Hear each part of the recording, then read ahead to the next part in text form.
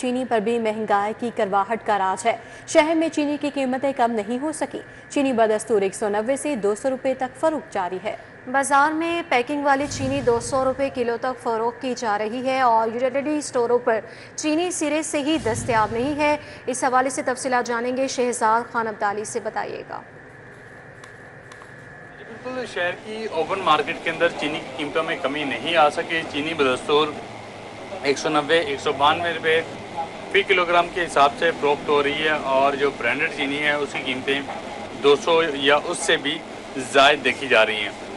जिन sugar mills मालकान की जानब से ये कहा गया था कि गुज़श्ता 3 महीनों में चीनी की एक्सपोर्ट से इसकी कीमत पर कोई फ़र्क नहीं पड़ेगा, वो दावे बिल्कुल बेबुनियाद साबित हुए और चीनी की एक्सपोर्ट के इजाज़त मिलने के बाद चीनी की कीमतों में बेतहाशा इजाफा हुआ, जो अब तक सस्टेन कर रहा है। और आज भी ओपन मार्केट के अंदर चीनी की कीमत 190 और बाज़ जगहों पे 192 रुपये फी किलोग्राम देखी जा रही है। मेरे एकम में जो चीनी के यहाँ पे पैकेट्स पड़े हैं, ये चीनी मुख्तलिफ निजी कंपनियों की पैकिंग वाली चीनी है और इसको प्रीमियम शुगर जो है वो कंपनियाँ कहती हैं।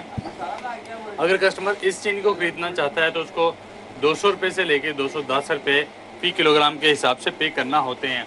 और जो थैले वाली चीनी है उसकी फ़ी किलोग्राम कीमत जो है वो 190, 192 रुपये फ़ी किलोग्राम है। और इस हवाले से शहरी जो है वो वफाकी हुकूमत से ख़ास तौर पर मुतालबा करते हुए नज़र आ रहे हैं कि जो चीनी की एक्सपोर्ट की इजाज़त थी वो क्यों दी गई, जो कीमतें बढ़ी हैं वो क्यों बढ़ी हैं। गुज़श्ता 3 महीनों से यही सिलसिला जो है वो जारी है और ताहाल चीनी की कीमतों में कोई कमी नहीं आ सकी। जी, शहर बादलों की लपेट में है, काली घटाएं बरसने को तैयार है और महकमे मौसमियात की गरज चमक के साथ बारिश की पेशगोई की गई। शहर में 70% तक बारिश के इम्कानात मौजूद हैं। शहर का मौजूदा दर्जा हरारत 29 डिग्री सेंटीग्रेड रिकॉर्ड हुआ, जबकि हवा में नमी का तनासुब 85% है। महकमे मौसमियात की जानिब से ये बताया गया। मज़ीद क्या पेशगोई की गई है महकमे मौसमियात की जानिब से, बताएंगी कोमल असलम हमारे साथ मौजूद हैं। समरा फातिमा हमारे साथ मौजूद है। जी समरा, बताइएगा। जी बिल्कुल, शहर लाहौर के मौसम की बात कर ली जाए तो इस वक्त आसमान पर बादलों का बसेरा है। शहर लाहौर मुकम्मल तौर पर इस वक्त बादलों की लपेट में है और काली घटाएं जो हैं वो बरसने को तैयार बैठी हैं। सुबह से ही हम सूरज और बादलों के माबैन आंख मिचौली देख रहे थे, लेकिन अभी सिर्फ आसमान पर बादल मौजूद हैं। बादलों की वजह से हल्की फुल्की हवा भी चल रही है, जिसकी वजह से मौसम कुछ बेहतर महसूस हो रहा है, जबकि सूरज की तपिश से फिलवक्त शहरियों को निजात मिल गई है और शहरी भी सुख का सांस ले रहे हैं कि ठंडी हवाएं चलें और बारिश हो ताकि मौसम जो है वो बेहतर हो सके। दर्जा हरारत के हवाले से बात कर ली जाए तो इस वक्त शहर का मौजूदा दर्जा हरारत 29 डिग्री सेंटीग्रेड तक रिकॉर्ड किया जा रहा है, जबकि ज्यादा से ज्यादा 31 और कम से कम 26 डिग्री सेंटीग्रेड रहने का इम्कान है। हवा में नमी का तनासुब 85% है, जबकि शहर में 11 किलोमीटर फी घंटा की रफ्तार से हवाएं चलने का सिलसिला जारी है। हवाएं जब चलती हैं तो मौसम कुछ खुशगवार महसूस होता है, लेकिन जैसे ही हवाएं थमती हैं तो फिर से हब्स और घुटन जो है वो महसूस की जाने लगती है। महकमे मौसमियात की जानिब से आज शहर लाहौर में गरज चमक के साथ बारिश के इम्कान जाहिर किए गए हैं और ये भी कहा गया है कि आज शहर में 70% तक बारिश के इम्कानात हैं। कल भी शहर लाहौर में 70% तक बारिश के इम्कानात महकमे मौसमियात की जानिब से जाहिर किए जा रहे हैं और साथ ही साथ ये भी कहा जा रहा है कि मानसून का ये जो सिलसिला है वो 10 जुलाई तक शहर में गरज चमक के साथ बारिश बरसाने का बायस बनेगा। जी ठीक है, बहुत शुक्रिया आपका समरा फातिमा। आगे बढ़े और आपको बताएं कि सरबराह JUI मौलाना फजलुर रहमान से मुत्तहदा एक्शन कमेटी सर्कुलर रोड के वफ्द की मुलाकात हुई है। एक्शन कमेटी की शाला मार्केट और सर्कुलर रोड पर 7000 दुकानों 500 घरों की मुमकिना मिसमारी पर ब्रीफिंग दी गई। एक्शन कमेटी की मौलाना फजलुर रहमान से लाखों अफराद का रोज़गार बचाने के लिए किरदार अदा करने की अपील की गई। JUI ने हमेशा मजलूम का साथ दिया, हम भी मौलाना फजलुर रहमान से ताउन चाहते हैं। मुत्तहिदा एक्शन कमेटी की जानिब से ये कहा गया। मौलाना फजलुर रहमान का ताजरों की मुत्तहिदा एक्शन कमेटी के मुतालबा की हिमायत का ऐलान। JUI पूरी कुव्वत के साथ ताजर बरादरी के साथ खड़ी है। JUI अनकरीब बजट महंगाई के मामले पर ऑल पार्टीज कॉन्फ्रेंस तलब करेगी। ये ऐवान कोई एहतजाज गाह नहीं है, अपोजिशन के एहतजाज की भी हदों को युद्ध होती हैं। स्पीकर पंजाब असम्बली मलिक मोहम्मद अहमद खान का प्रेस कॉन्फ्रेंस में मजीद क्या कहना था, आइए आपको दिखाते हैं। मुवक्कफ का हामी हूँ और इसकी तायद करता हूँ कि पार्लियामेंट्स और असम्बलीज कोई डेड हाउसेज नहीं होते, वहाँ पर जिंदा लोग बैठे हैं, वहाँ पर स्कफल्स भी हो जाती हैं, वहाँ पर आवाज़ ऊंची भी हो जाती है और उसके कॉन्सिक्वेंसेस कोई ऐसे नहीं होते कि खुदा न खास्ता उसके नतीजे में कोई बड़ी ड्रैकोनियन पोजीशन स्पीकर्स को लेनी होती है। No, not at all. ये कभी एक ओकेजन पर हो गया, कोई स्कफल हो गया, या किसी एक ओकेजन पर हो गया कि कोई प्रोटेस्ट ऐसे आ गए, चाहे रिपीटेड प्रोटेस्ट भी आ जाएं, लेकिन उसकी कोई हदूदो क़यूद क्या होंगी कि नहीं होंगी? क्या 22 साल तक वज़ीर ख़जाना तकरीर नहीं कर सकेंगे?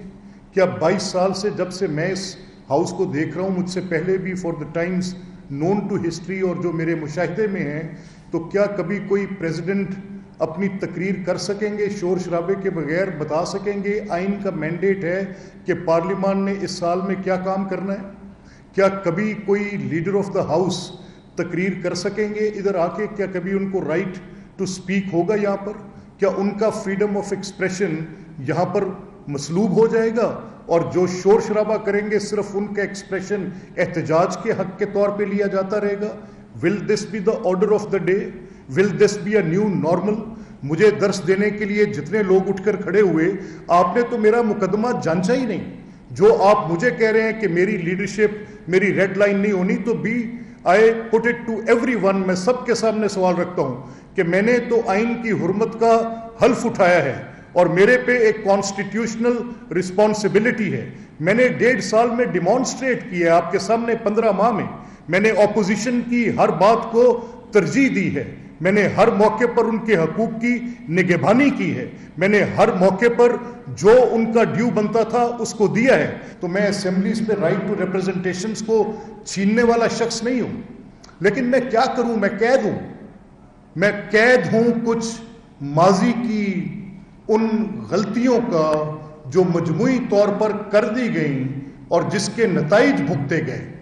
मैं जब बात कर रहा था तो मैंने आपके सामने, मुझसे किसी ने सवाल किया कि whether the reference has been filed, क्या आपने रेफरेंस दायर कर दिया?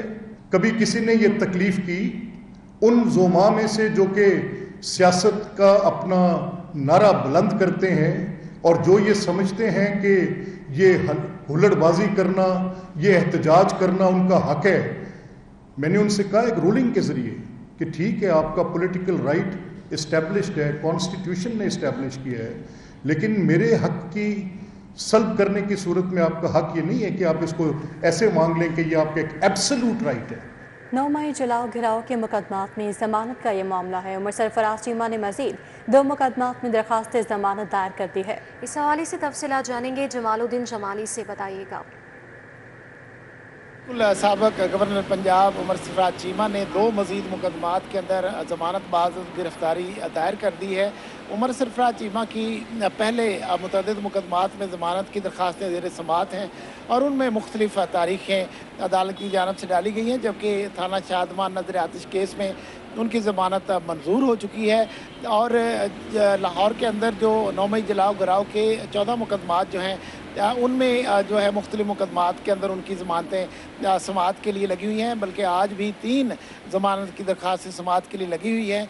जिना हाउस हमला केस और अस्करी टावर हमला केस, ये बड़े मुकदमात हैं 9 मई के, और इनमें ज़मानत की दरख्वास्तें इन्होंने पहले दायर नहीं की थी, और अब चूँकि एक मुकदमे में इनकी ज़मानत की दरख्वास्त मंजूर हो चुकी है तो इनकी उम्मीदें अभी बढ़ चुकी हैं और इन्होंने अब इन 2 बड़े मुकदमात में भी ज़मानत की दरख्वास्तें दायर कर दी हैं। जबकि जो शाह महमूद कुरैशी, डॉक्टर यास्मीन राशिद और मियाँ महमूद रशीद समेत दीगर रहनुमाओं ने भी बाद गिरफ्तारी ज़मानत की दरख्वास्तें दायर कर रखी हैं। और एक बड़े मुकदमा जैसे कि थाना शादमान नजर आतिश केस है। जमालुद्दीन जमाली, अपडेट के लिए आपका शुक्रिया। शाहजमाल दरबार से मुल्हका बेशतर गलियों में बिजली के लटकते तारों का मसला संगीन हो गया। अहले इलाका परेशान, बिजली के हाई वोल्टेज तारों का लेवल निहायत नीचे है। इस हवाले से मज़ीद अपडेट करेंगे, हमारे साथ अबू बकर शेख हैं। जी अबू बकर। बिल्कुल जी, शाहजमाल टैंकी वाली गली के इलाके से मुंसलिक बेशतर गलियों में बिजली के लटकते तारों का दरीना मसला सालों साल गुजर जाने के बावजूद हल ना हो सका। इसके साथ साथ मुतलका इंतज़ामिया की जानिब से ट्रांसफार्मर को मेन सड़क बीच भी रखा हुआ है, जो कि किसी भी वक्त किसी बड़े हादसे का सबब बन सकती है। मेरे साथ यहाँ के मकीन मौजूद हैं, इनसे बात करेंगे। 2 महीने हो गए थे, लोग तंग शूर सी, लोग बहुत तंग होए ने, इतने इन्ने को तंग होए ने कि बेइंतहा तंग होए ने, क्योंकि तो एक बंदा लंघ सकता है, दूसरे दो बंदे नहीं लंघ सकते। मोटरसाइकिल एक लंघ सकती है, 2 बंदे बुढ़ी से बंदा नहीं लंघ सकता कोई। आए दिन शिकायत करी दे, आए दिन ट्रांसफार्मर उड़ जाते, यह भी उड़ जाते, वो भी उड़ जाते हैं। यहाँ के जो अहले इलाका हैं इन्होंने मुतल्लिका ठीक है, बहुत शुक्रिया आपका अबू बकर शेख। अब आपको बताएं कि महकमा रेलवे ने 18 और 19 ग्रेड के 5 अफसरान के तकर्रुर तबादले कर दिए हैं। Deputy chief operating officer safety Saima Iram की खदमात वजारत रेलवे के सपोर्ट कर दी गई हैं। इस हवाले से तफसीलात जानेंगे सईद अहमद सईद से, बताइएगा।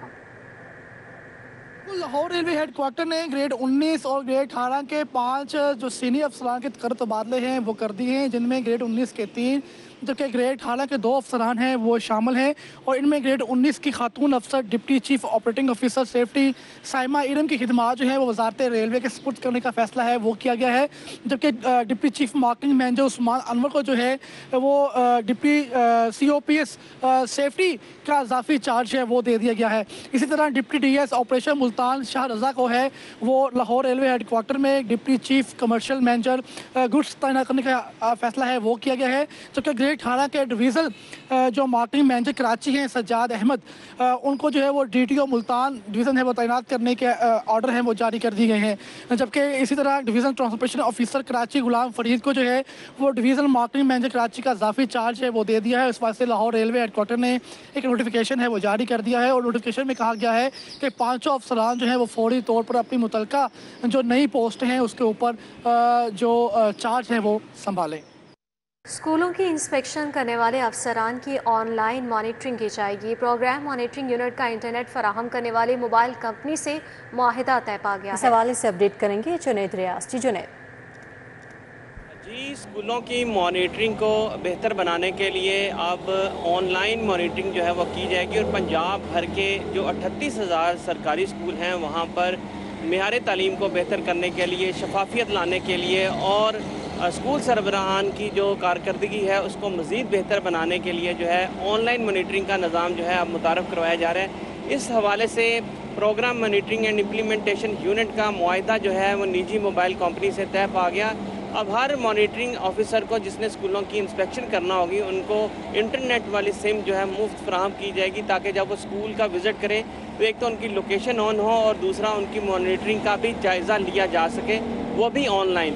इस हवाले से पहले भी देखा गया था कि जो मॉनिटरिंग अफसरान थे उनकी लोकेशन कुछ और होती थी और वो घर बैठ के। ठीक है, बहुत शुक्रिया आपका जुनैद रियाज। सराफा बाजारों में तिजारती सरगर्मियों का आगाज़ हो चुका है। सोना 2400 रुपये फ़ी तोला सस्ता हो गया है। खालिस 24 कैरात सोना 3,55,100 रुपये का फ़ी तोला हो गया है। इस हवाले से मज़ीद तफसीलात कुछ हासिल कर लेंगे शहजाद खान से। शहजाद, बताइएगा। बिल्कुल, यौम आशूर की छुट्टियों के बाद शहर में तिजारती सरगर्मियों का आगाज़ हो गया है और आज सराफा बाज़ारों के अंदर कारोबारी हफ्ते के पहले रोज़ सोने की कीमतों में कमी का रुझान देखा जा रहा है, जिसके सोना जो है वो 2,400 रुपये फ़ी तोला सस्ता हुआ है। खालिस 24 कैरात फ़ी तोला सोने की कीमत 3,55,100 रुपये देखी जा रही है। 22 कैरात फ़ी तोला सोने की नई कीमत 3,25,508 रुपये रिकॉर्ड की गई है और इसी तरह 21 कैरात फ़ी तोला सोने की नई कीमत 3,10,712 रुपये मुकर्रर की है। ये आज के लिए सोने की कीमतों का तयन किया गया है और आज मजमूई तौर पर सोना अब तक 2,400 रुपये फ़ी तोला सस्ता हुआ है। जी शहजाद खान अब्दाली, अपडेट के लिए आपका बहुत शुक्रिया। सदर ममलिकत आसिफ अली जरदारी रवा हफ्ते लाहौर पहुंचेंगे। सदर आसिफ अली जरदारी लाहौर में पार्टी रहनुमाओं से मुलाकातें करेंगे। ज़राए ने यह बताया कि मुल्की सूरत हाल पंजाब में पार्टी मज़ीद मजबूत और दीगर अमूर पर पार्टी रहनुमाओं से मुशावरत करेंगे। मज़ीद तफसीलात जान लेंगे हसन अली से। हसन, बताइएगा। बिल्कुल, सदर मुमलिकत आसिफ अली जरदारी रवा हफ्ते लाहौर पहुँचेंगे और ज़राए में से बताया जा रहा है कि सदर आसिफ अली जरदारी 3 रोज़ा दौरे पर लाहौर जो है वो आएंगे और गवर्नर हाउस में क़याम करेंगे। अपने क़याम के दौरान सदर आसिफ अली जरदारी पार्टी के मुख्तलिफ रहनुमाओं से जो है मुलाकातें करेंगे और पंजाब की जो सियासी सूरत हाल है, खासतौर पर जो पार्टी की सूरत हाल है, उस पर जो रहनुमाओं से मुशावरत की जाएगी। इसके साथ साथ पार्टी को मजीद फाल करने और जो पार्टी की तंजीमी मामलात हैं उन पर भी जो पार्टी रहनुमा है, खासतौर पर जो वस्ती पंजाब के रहनुमा हैं, उनसे जो है वो मुशावरत की जाएगी। इसके साथ साथ जनूबी पंजाब से ताल्लुक़ रखने वाली अहम शख्सियात जो हैं वो भी इस मौके पर पाकिस्तान पीपल्स पार्टी में शमूलियत का ऐलान करेंगी। जी हसन अली, अपडेट के लिए आपका शुक्रिया।